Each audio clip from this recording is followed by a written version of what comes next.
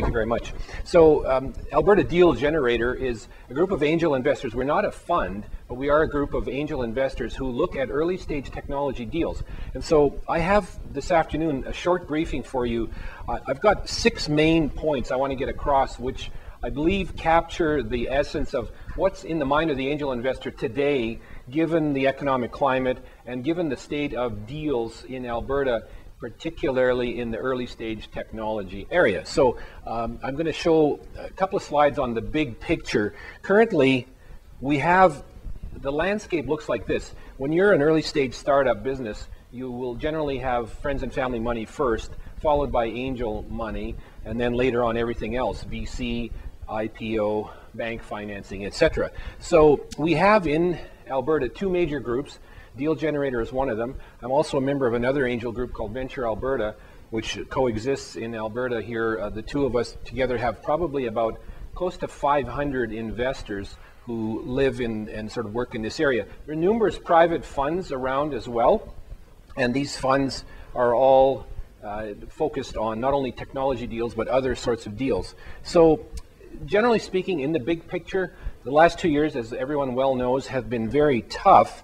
But we have found that there are still some deals being done, and I'll get to that in a second in my briefing for you. Here's the kind of deals that we have seen pitched to our group. I will see about 200 deals a year, and I will screen them and eliminate some, and by the time it gets to presenting an actual deal to our membership, which we do on a quarterly basis, by the way, probably show about 25 deals a year. So of the 25 deals we showed in the last year, here are just a few highlights. So a game deal was very interesting. Several medical devices, medical technologies, a GPS-related technology, and I would say quite a few, probably six or 7, maybe even 8 if I remember correctly, of oil and gas technology deals done in the angel space. Convertible trailer manufacturer, which was very interesting, and I see on the slide here that the GPS has been duplicated, but what should be there is a flood control technology, which was just shown recently and which was fully taken up, so a little bit of activity. And then several web platform type deals have been shown. Here's another thought on what's in the mind of an angel investor today. What does a successful deal look like? And here's a couple of ideas, and something that you might find useful and interesting. If there's a successful deal, a term sheet comes relatively quickly. There's no more of this stalling around for 3 to 6 months. You will find that if it's a good deal, people will act and the term sheet will be produced fairly quickly. Confidence in the management team. There's a sales strategy already underway. Customers love the deal.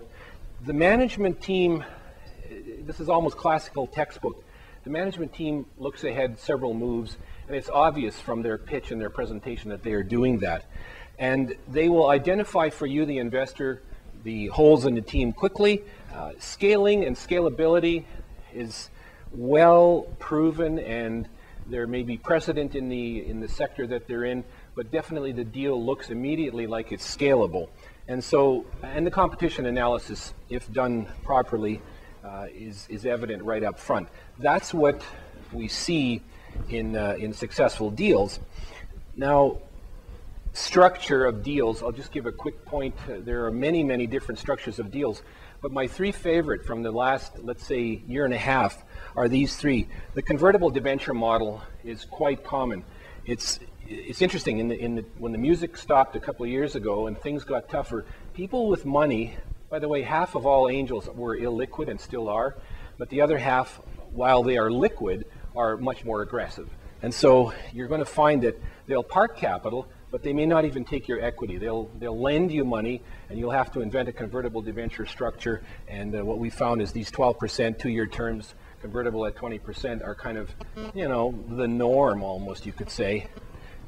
A second type of deal that's done is the multi-tranche deal, multiple milestones tightly defined. A few years ago, in Alberta Deal Generator, people would write $1 million. And I saw a couple of those before my time operating it, but I saw the result. Today, no way. It will be $100,000 chunks or tranches based on very tight milestones. And then finally, an interesting development, the lemming strategy, as we fondly call it, and that has to do with people following a larger investor who might put in 100, 200, or 300 or 400,000 into a deal. You'll find a number of people in our group with 25s and 50s and 10s will actually follow along, and they call themselves lemmings. So let me go then to another little concept that what's the mood of investors? Do people think that the deals are better now, or are the entrepreneurs better now?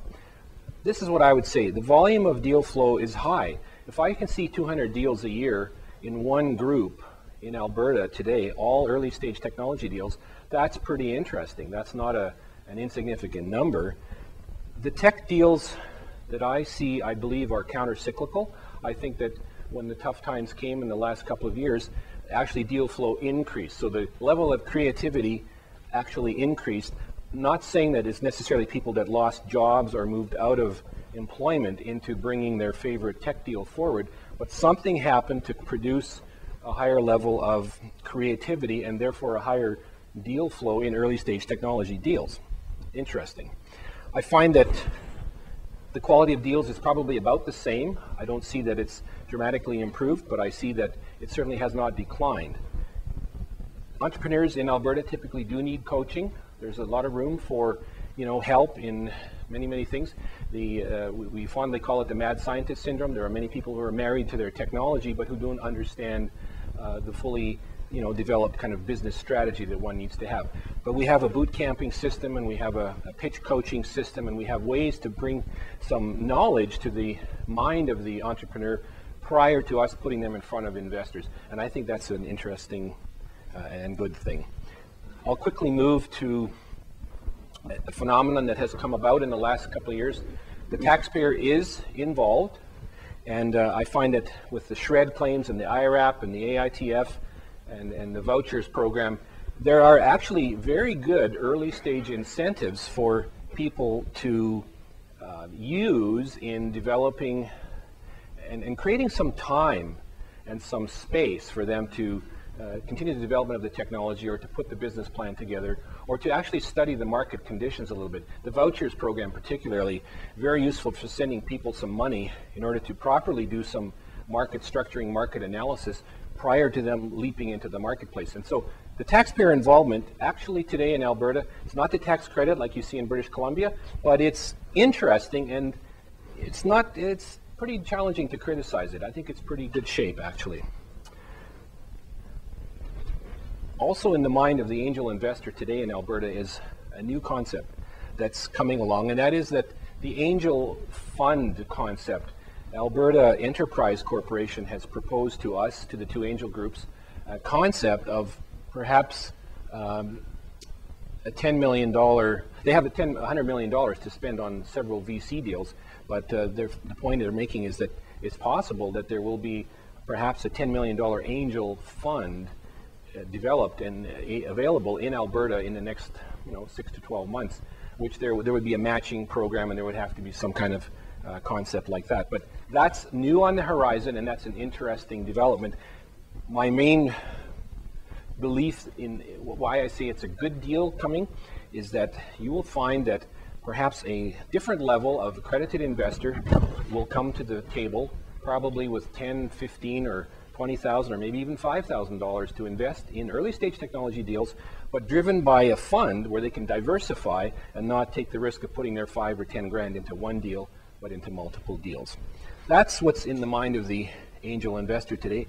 I'll close my little section of this panel by suggesting that you should talk to me about joining an angel group. And if you wish to do that, there's my phone number. I'd be happy to talk with you, give you a further briefing on what's going on, and also have you perhaps experience the fun and the enjoyment and the potential exits of going to an angel group. Thank you.